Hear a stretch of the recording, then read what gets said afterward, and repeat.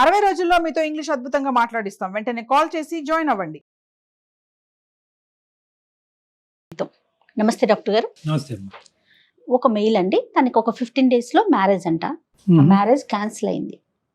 So చాలా urgent, నాకు మీ వైపు నుంచి డాక్టర్ గారు ఒక సలహా కావాలి అని చెప్పేసి ఫస్ట్ ఆ మెయిల్ తీసుకున్నానండి. రాహుల్ అతని పేరు. ఒక 15 రోజుల్లో పెళ్లి ఉందనగా ఒక 4 రోజుల క్రితం అమ్మాయి పెళ్లిని క్యాన్సిల్ చేసిందట. ముహూర్తాలు, మొత్తం అన్ని అందరికి చెప్పుకోవటం, కళ్యాణ మండపం మాట్లాడుకోవటం, మిగతా ఏర్పాట్లు అన్ని చేసేసుకున్నారు. ఒకసారి మాట్లాడదామండి. అతని పేరు రాహుల్.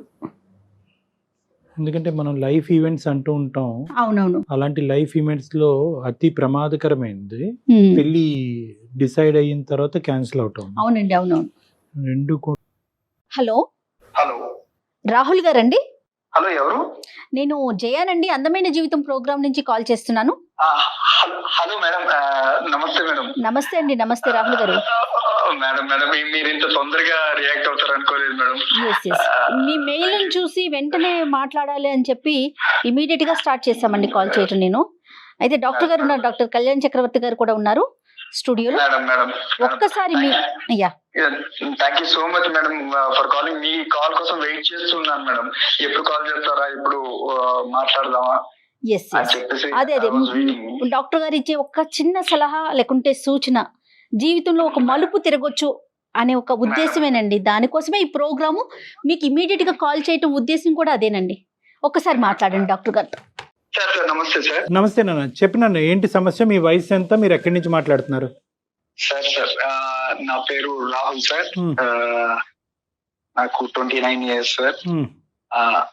నేను వైజాగ్ నుంచి కాల్ చేస్తున్నాను sir. Okay. I'm working as a software engineer sir. 1.5 and above నేను take home every month sir. Super super. Very good నాన్న. సార్ యాక్చువల్లీ నా బాధ ఏంటంటే సార్, నేను ఎందుకు మెయిల్ చేశానంటే సార్, నేను ఎన్నో సంబంధాలు చూసాను సార్, కానీ ఏవి నచ్చలేదు. నేను రీసెంట్ గా ఒక సంబంధం చూసాను సార్. ఆ అమ్మాయి బాగా నచ్చింది సార్ నాకు. చాలా చాలా అంటే చాలా బాగా నచ్చింది. మంచి బ్రాడ్ మైండెడ్ మంచి అమ్మాయి. తనతో మాట్లాడిన తర్వాత ఆ పెళ్లి చూపుల్లో నాకు తెలిసింది సార్. నేను ఆ పెళ్లి చూపులు అయిపోయిన తర్వాత ఒక 7 to 8 times ఫోన్ లో కూడా మాట్లాడాను సార్ అమ్మాయితోని. ఇంకా మా నాన్నతో చెప్పాను, నాన్న నాకు ఎలాంటి కట్నం వద్దు మనకి, నాకు అమ్మాయి చాలా బాగా నచ్చింది, ఈ అమ్మాయినే చేసుకుంటాను నేను అని చెప్పేసి అంటే, ఇంకా మా అమ్మ నాన్న వాళ్ళు చాలా సంతోషంగా ఫీల్ అయ్యారు సార్. ఫీల్ అయ్యి ఓకే అక్కడికి వీడు పెళ్లికైతే ఒప్పుకున్నాడు కదా అని చెప్పేసి వాళ్ళు డిసైడ్ అయ్యి చాలా అరేంజ్మెంట్స్ చేసుకున్నాం సార్. అంటే అన్ని వచ్చిన సంబంధమేనా రాహుల్ ఇది? అవును మేడం, అవును మేడం. Okay fine. మొత్తం అన్ని అరేంజ్ చేసుకున్నాం మేడం. మ్యారేజ్ చాలా గ్రాండ్ గా చేయాలి, అంగరంగ వైభవంగా చేయాలి అన్న ఇదితోని అరేంజ్ చేసుకున్నాం మేడం. ఓకే అండి. అరేంజ్ చేసుకున్న పెళ్లి కార్డులు కూడా అన్ని కొట్టించేసాం మేడం. కొట్టించేసిన తర్వాత సడన్ గా ఏమైందో, నాకు ఈ మ్యారేజ్ వద్దు అని చెప్పేసి క్యాన్సిల్ చేసేయండి అని చెప్పేసి అన్నదండి. దేనికో అర్థం కాలేదు మేడం, ఎందుకు ఇలాగ అన్నదో అర్థం కాలేదు. ఇంకా వాళ్ళ నాన్నగారిని అడిగాను, అంకుల్ ప్రాబ్లం ఏంటి, అసలు కాజ్ ఏంటి, నా వల్ల ఏమైనా తప్పు జరిగిందా, నేనేమైనా తప్పు చేశానా, నేను తనతోని మాట్లాడిన 7-8 సార్లు కూడా ఫోన్ లో పద్ధతిగానే మాట్లాడాను.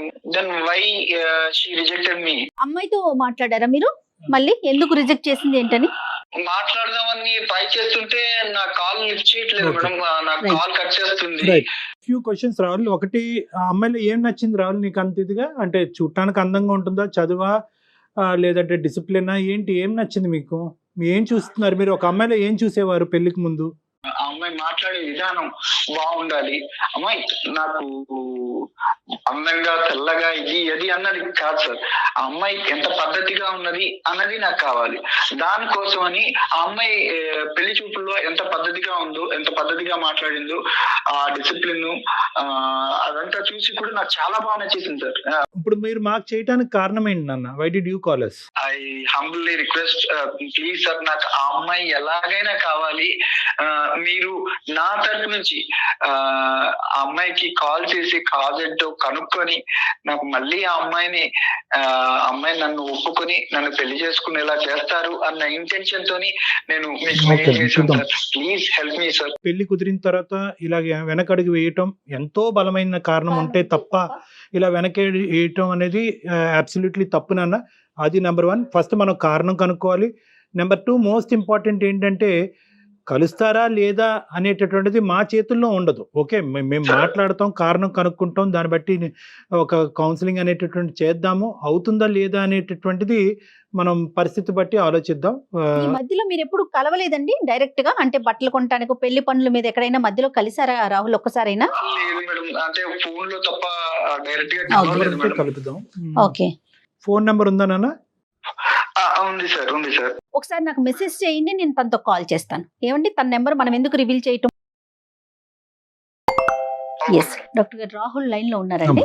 నేను అమ్మాయిని తీసుకుంటాను కాల్లోకి. రాహుల్ మీరు ఏం మాట్లాడకండి, ఒకసారి తనతో మాట్లాడేశాక నేను మిమ్మల్ని లైన్ లోకి తీసుకుంటాను. రైట్? సరే మేడం, సరే మేడం. ఓకే.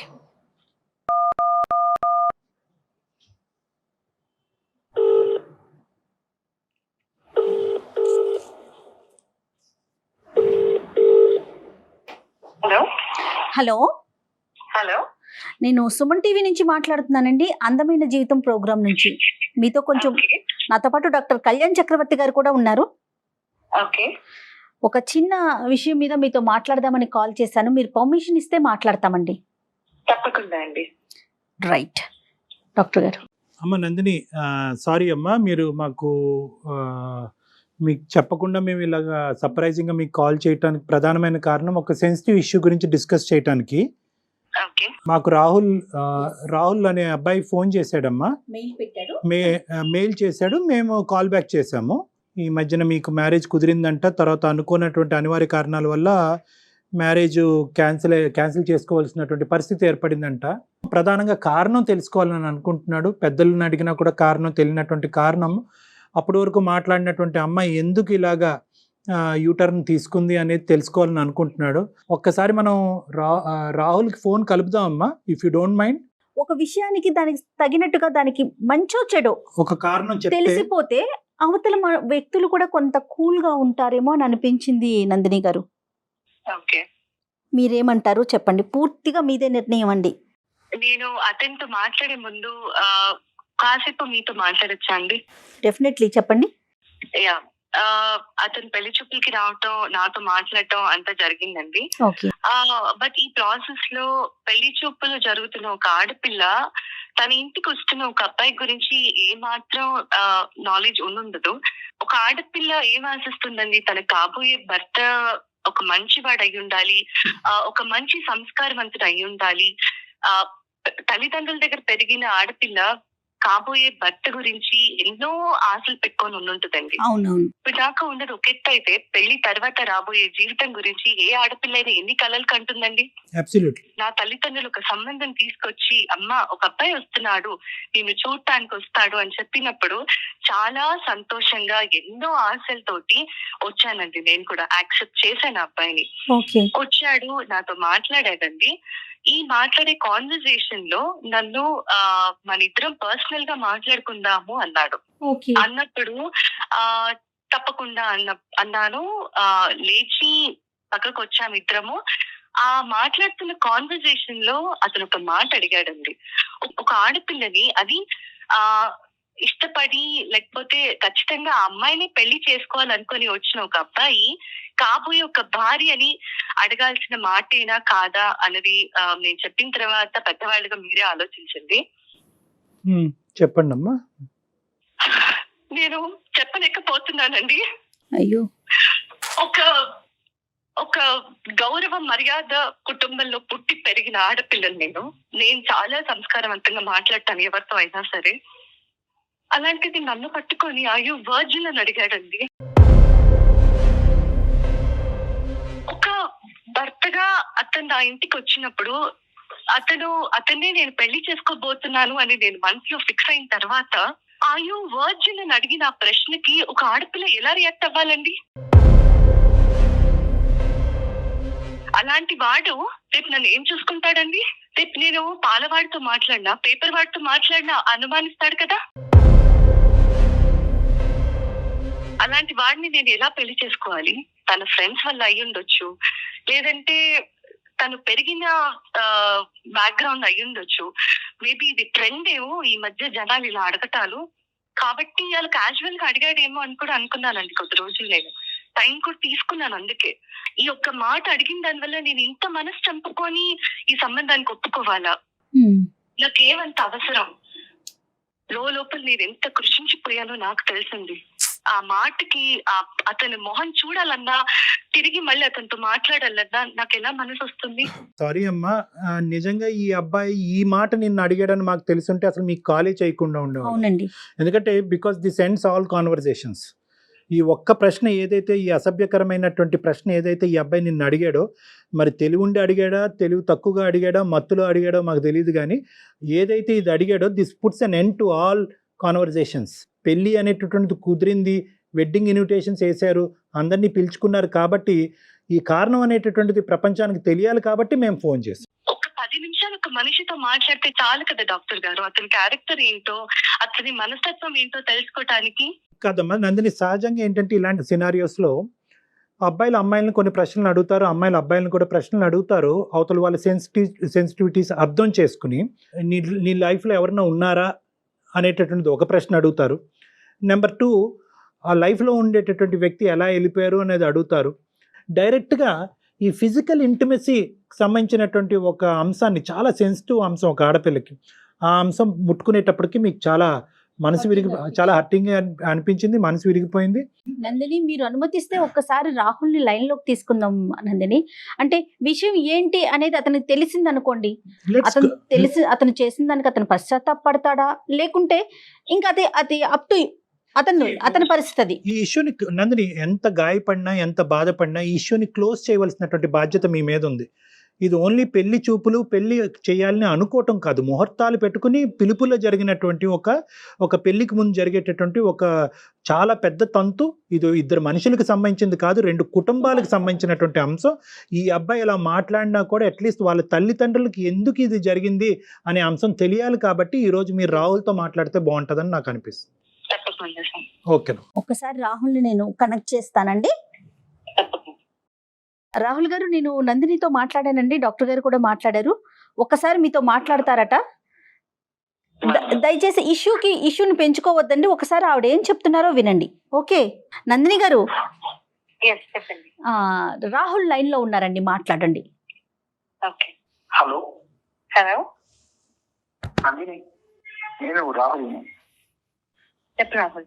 అది కాదు నందిని, ఎందుకు రిజెక్ట్ చేసావు చెప్తావా నందిని? నువ్వు నాతో ఏమన్నావు? పర్సనల్ గా మాట్లాడడం ఇద్దరం అన్నావా? పెళ్లి చూపులకి తీసుకెళ్ళి మరి అన్నావు కదా. నువ్వు ఇంత మెసేజ్ చేసి పబ్లిక్ లో పెట్టావు కదా ఇష్యూని. ఇంకా నేను పబ్లిక్ లోకి వచ్చాక కూడా చెప్పకపోతే, నువ్వు నన్ను ఎంత హర్ట్ చేసావు అన్నది చెప్పకపోతే, నలుగురిలో నేను తలదించుకొని బతకాల్సిన అవసరం వస్తుంది. నువ్వేం అడిగావు నన్ను ఒకసారి గుర్తు తెచ్చుకో రాహుల్.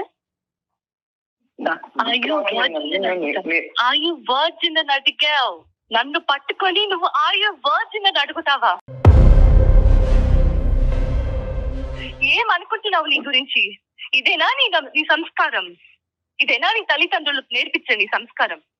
ఒక్కసారి ఆలోచించలేదా రాహుల్? నన్ను అంత ఇష్టపడ్డానన్నావు కదా రాహుల్. ఇలాంటి మాటను అడగాల్సింది ఒక కాబోయే భార్యని. ఇష్టపడిన వాడు ఇలాంటి మాటే అడుగుతాడు కాబోయే భార్యని పట్టుకొని. సారీ రాహుల్, నువ్వు నన్ను చాలా బాధ పెట్టావు రాహుల్.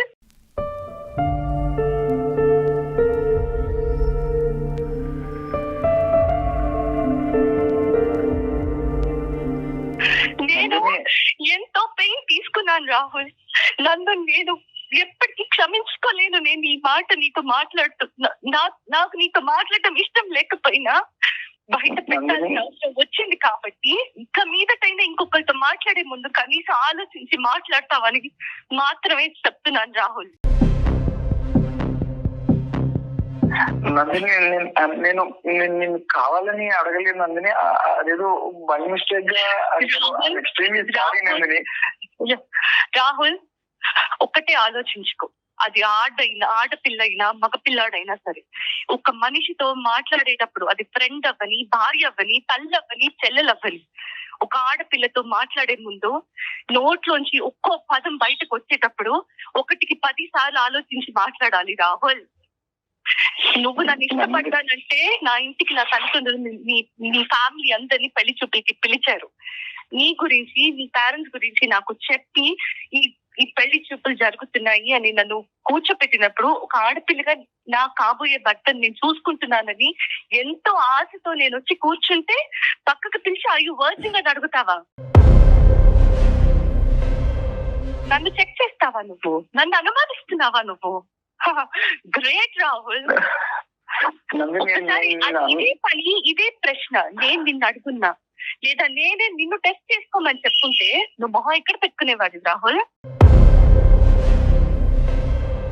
నేను నీ స్థానంలో ఉండి ఇదే ప్రశ్న నా నోట్లోంచి నిన్ను అడుగుంటే నువ్వు నన్ను క్షమిస్తావా? అదొకటే గుర్తుపెట్టుకో రాహుల్, నువ్వు అడిగింది తప్పు. ఇంకెప్పుడు నాతో మాట్లాడాలని కానీ నన్ను కలవాలని కానీ ప్రయత్నించకు నందిని. ప్లీజ్ నందిని, నువ్వు అలాగనకు. నువ్వు అంటే చాలా ఇష్టం నందిని. చాలా ఇష్టం అయితేనే ఇలాంటి ప్రశ్న అడుగుతావా రాహుల్? నందిని బై మిస్టేక్ ఏదో అలా జరిగిపోయింది నందిని, అలాగ అడిగేసాను. కానీ నాకు నువ్వు అంటే చాలా ఇష్టం నందిని. నువ్వు నేను పెళ్లి చేసుకుంటే నిన్నే చేసుకుంటాను నందిని. Please Nandini, sorry Nandini. రాహుల్ నీది చాలా గొప్ప సంస్కారం. ఇలాంటి సంస్కారహీనులు నాకు అనవసరం రాహుల్. నేను ఆల్రెడీ నిర్ణయం తీసుకున్నాను రాహుల్. కాబట్టి దయచేసి ఇంకోసారి ఈ టాపిక్ ఇంకా నా దగ్గరికి తీసుకురావద్దు. పెద్దవాళ్ళగా వాళ్ళు ఏం చేయాలో చేస్తారు. ఓకే ప్లీజ్ నందిని, నన్ను అర్థం చేసుకో నందిని. రాహుల్ ప్లీజ్ రాహుల్, నువ్వు అంటే చాలా ఇష్టం నందిని. నేను చేసుకుంటే నేనే చేసుకుంటాను నందిని. ప్లీజ్ నందిని.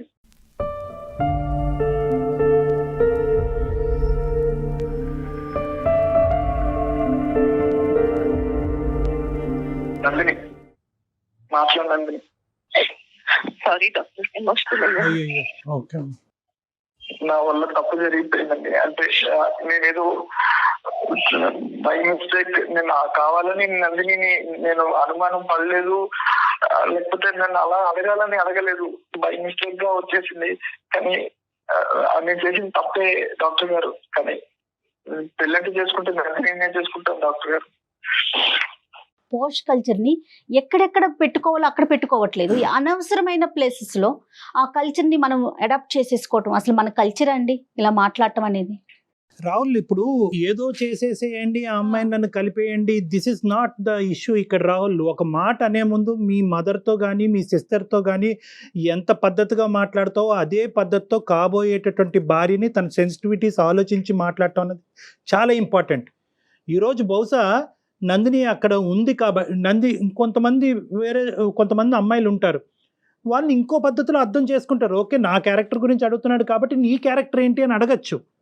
కానీ నందిని ఆ స్థాయి అమ్మాయి కాదు. ఆ అమ్మాయి యొక్క సెన్సిటివిటీస్ నువ్వు అర్థం చేసుకోవాల్సినటువంటి అవసరం ఉంది, నెంబర్ 1.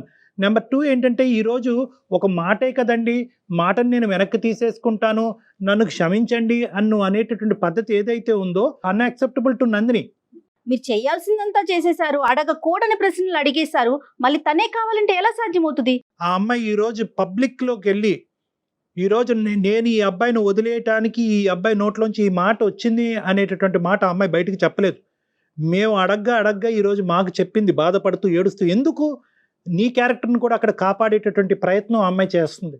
నీ నోట్లోంచి ఇలాంటి మాటలు ఊడి పడతాయి అనేటటువంటిది అంశం సమాజంలోకి వెళ్తే కనుక నువ్వు చూస్ చేసుకోవటం కాదు, అమ్మాయిలు నిన్ను చూస్ చేసుకోరు. ఒక కఠినమైనటువంటి నిర్ణయం తీసుకుంది అని భావించద్దు.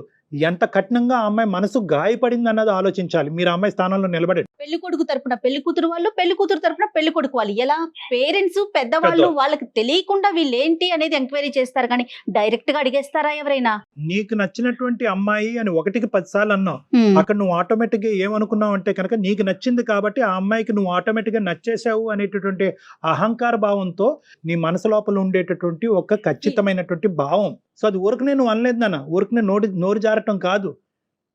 నీకేంటంటే ఇంత చక్కటి అమ్మాయి, ఇంత అందమైనటువంటి అమ్మాయి బహుశా నాకు కాకుండా వేరే వాళ్ళతో ఏమన్నా ఒక స్నేహపూరితంగా ఉందా అనేటటువంటి ఒక ఆలోచన నేను లోపల పిండేయటం వల్ల పెళ్లికి ముందు ఈ టోన్తో వచ్చింది, పెళ్లి తర్వాత ఏ టోన్తో ఏ యాక్షన్తో వస్తుంది అనేటటువంటి ఆలోచనతో ఆ అమ్మాయి ముందు జాగ్రత్త చర్యగా బయటపడింది. 4 రోజుల ముందు క్యాన్సిల్ చేసుకుంది తను. ఒక పెళ్లి కుదిరిన తర్వాత ఈ సంఘటన జరిగింది అన్నది ఒక్కటే ఒక ప్రధానమైనటువంటి బాధ.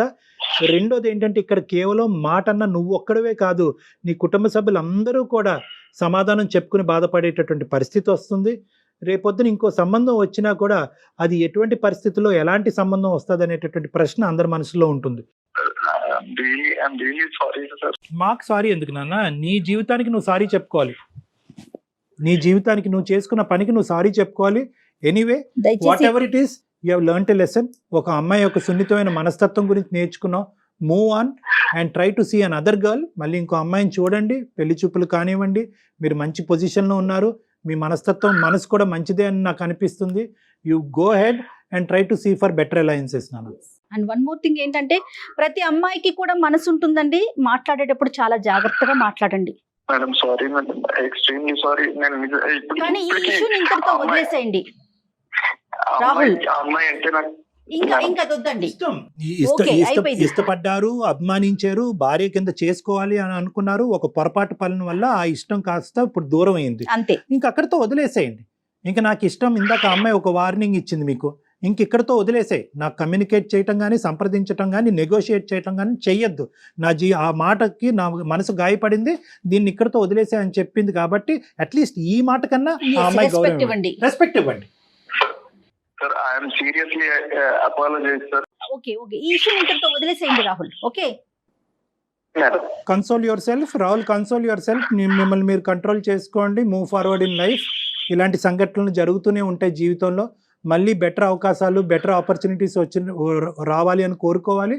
వచ్చినప్పుడు మాత్రం కొద్ది జాగ్రత్తగా వ్యవహరించాలన్నది మాత్రం గుర్తుపెట్టుకోండి. రైట్ రాహుల్. నందిని ఉన్నారా మీరు లైన్ లో? తను కట్ చేసేసింది, తనకి ఇంకా మాట్లాడటం ప్రొలాంగ్ చేయడం నచ్చట్లేదు.